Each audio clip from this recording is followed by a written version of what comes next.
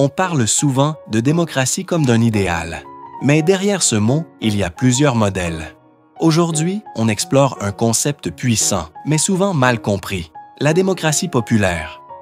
Est-ce une vraie prise de pouvoir par les citoyens ou un vieux rêve utopique? Définition et origine. La démocratie populaire ne désigne pas seulement le fait de voter.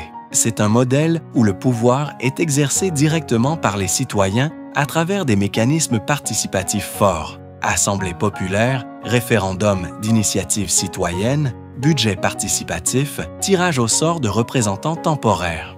Historiquement, on retrouve ses racines dans Athènes antique, vote direct, tirage au sort.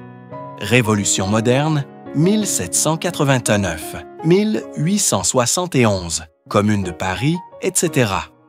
Expérience latino-américaine, Venezuela, Bolivie, Cuba, à débattre en fonction des points de vue. Mais attention, le terme a aussi été récupéré par des régimes autoritaires se proclamant démocratie populaire, sans laisser de réelle place aux citoyens.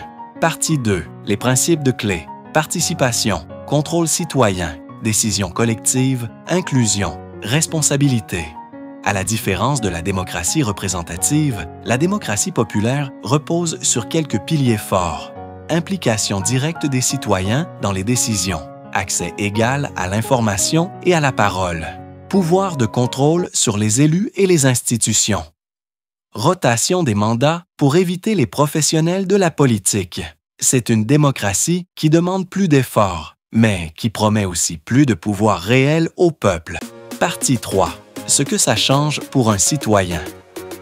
Dans une démocratie populaire, tu ne votes pas une fois tous les 4 ou 5 ans pour déléguer ton pouvoir.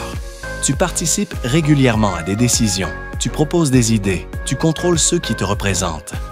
Ce que ça apporte, une meilleure représentativité des intérêts réels, une implication plus forte dans la société, le développement d'une culture politique active.